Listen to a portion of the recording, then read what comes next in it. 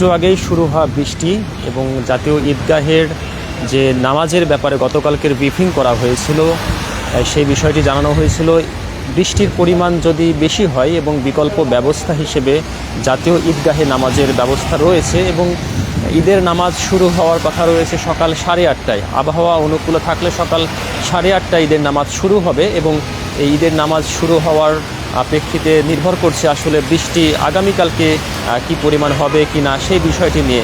এবং আমরা এখানে এসে কথা বলেছিলাম, ঢাকা দক্ষিণ সিটি কর্পোরেশনের যারা এখানে আছেন তারা জানিয়েছেন যে গতকালকে যে সিদ্ধান্ত সেইটি এখন পর্যন্ত বলবৎ রয়েছে। আবহাওয়া অনুকূলে থাকলে সকাল 8:30টায় এখানে নামাজ অনুষ্ঠিত হবে এবং বৃষ্টি বেশি হলে সেক্ষেত্রে বিকল্প ব্যবস্থা নেওয়া হবে। একটু আপনাদেরকে দেখাই যে কি পরিমাণ বৃষ্টি হচ্ছে এবং বৃষ্টির ব্যাপারে মূলত এখানে কি পরিমাণ প্রভাব পড়ছে সেই বিষয়টি আপনাকে দেখানোর চেষ্টা করছি। ঠিক আছে, তো এই যে ভিতরের দিকে যখন আমি যাচ্ছিলাম তখন ঠিক আপনাকে দেখানোর চেষ্টা করছি যে গুড়ি গুড়ি বৃষ্টি এখন হচ্ছে। একটু আগেও মূলত বেশ জোরে সোরে বৃষ্টি হচ্ছিল, তবে এখন পর্যন্ত এই মাঠে পানি জমে থাকার কোনো দৃশ্য আমাদের চোখে পড়েনি। এবং যে বৃষ্টি হচ্ছে তাতে এই ভেতরে মূলত যে কাতারগুলো যেখানে রয়েছে সেই কাতারের জায়গাতে এখন পর্যন্ত খুব একটা ভিজেনি মূলত। এবং এই ভেজা ব্যাপারটি নির্ভর করছে বৃষ্টি আসলে কতটুকু হবে।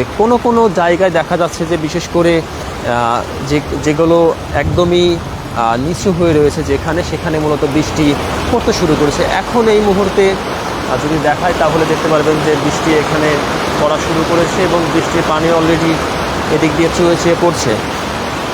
এবং আজকের যে আবহাওয়া, এই আবহাওয়ায় ঠিক গতকাল থেকেই যে আকাশে মেঘ এবং এই আবহাওয়ায় তো মূলত অনেকটাই শঙ্কা তৈরি করেছে যে আসলে ঈদের নামাজ এই ঈদগাহে মানুষজন পড়তে পারবেন এখানে। এবং সবথেকে গুরুত্বপূর্ণ বিষয় হচ্ছে প্রায় 3 দশক পর ঈদগাহ ময়দানে একই সাথে রাষ্ট্রপতি এবং দেশের প্রধানমন্ত্রীর সাথে মুসল্লিগণ ঈদের নামাজ আদায় করতে পারবেন।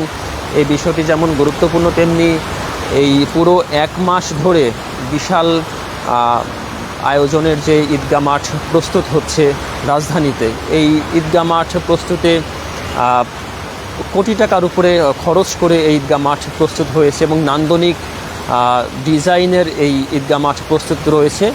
প্রায় 40,000 মুসল্লির ধারণ ক্ষমতার কথা জানিয়েছে ঢাকা দক্ষিণ সিটি কর্পোরেশন। 35,000 পুরুষ মুসল্লি এবং 5,000 নারী মুসল্লি এখানে নামাজ আদায় করতে পারবে। এবং এখানে একটু বৃষ্টির পানি জমেছে যেগুলো নিচু জায়গা রয়েছে সেখানে। এবং বৃষ্টি মূলত সকালবেলায় আবহাওয়া খারাপ থাকলেও বৃষ্টি সকালে শুরু হয়নি, বৃষ্টি ঠিক আধা ঘন্টা আগেই এই বৃষ্টি শুরু হয়েছে। এবং রাজধানীবাসীর যে নামাজের বড় জামায়াত জাতীয় ঈদগাহ, এই ঈদগাহকে কেন্দ্র করেই ঈদের বড় উৎসব এবং বিভিন্ন আয়োজনই কিন্তু অনেকেই হাতে নিয়েছেন। বিশেষ করে ঈদের নামাজ পর মিছিল, ঘুড়ি উৎসব, মেহেদি উৎসব, বিভিন্ন আয়োজনই ঈদের নামাজ এবং ঈদের আগে পরে এই রাজধানীবাসী আয়োজন করে থাকে। তবে এই বৃষ্টিতেই আসলে একটু ভিন্নতা হতে পারে ঈদের আমেজের। সেক্ষেত্রে বিকল্প ব্যবস্থা হিসেবে জানানো হয়েছে সকাল 9টায় বাইতুল মোকাররমে ঈদের নামাজ অনুষ্ঠিত হবে আবহাওয়া অনুকূলে না থাকলে। এবং সম্প্রতি এই ঈদগাহ মাঠ পরিদর্শনে ব্রিফিং করা হয়েছে, আইন শৃঙ্খলা বাহিনী ব্রিফিং করেছে এবং সিটি কর্পোরেশন ব্রিফিং করেছে, বিভাগীয় কমিশনার ব্রিফিং করেছেন। গতকালকে আমরা দেখেছিলাম যে ডগ স্কোয়াড দিয়ে এই ঈদগাহ মাঠের তল্লাশি দেওয়া হয়েছে, বিভিন্ন মহড়া দেওয়া হয়েছে। নিরাপত্তার বিষয়টি নিয়ে মূলত সবথেকে বেশি গুরুত্ব দেওয়া হয়েছে এবং নিরাপত্তার ব্যাপারে তারা জানিয়েছেন এবং র্যাবের পক্ষ থেকে ব্রিফিং করা হয়েছে। কোনো ধরনের নিরাপত্তার শঙ্কা নেই সেই বিষয়টিও মূলত জানানো হয়েছে। এবং এখানে সুপেয় পানির ব্যবস্থা এবং এদিকে ভিআইপি এরিয়া রয়েছে যে এখানে মূলত গুরুত্বপূর্ণ ব্যক্তিরা নামাজ আদায় করতে পারবেন এবং আলাদাভাবে নারীদের ওযুর ব্যবস্থা রয়েছে, গাড়ি পার্কিংয়ের জন্য আলাদা রুটগুলো নির্ধারণ করা হয়েছে। এবং 1 মাস ধরে এই কর্মযজ্ঞ চলে আসছে ঈদগাহ মাঠ প্রস্তুতি নিয়ে। এবং ঈদগাহ মাঠ প্রস্তুতি নিয়ে 1 মাসের যে কর্মযজ্ঞ মূলত শেষ হওয়ার পরে এখানে নামাজ আদায় করতে পারবেন মুসল্লিরা। বৃষ্টির মূলত সেই বিষয়টি এখন সামনে আসছে, বৃষ্টি উপর নির্ভর করছে ঈদগাহ মাঠে মুসল্লিরা নামাজ আদায় করবেন নাকি বাইতুল মোকাররমে ঈদগাহ মাঠে নামাজ আদায় করতে পারবে।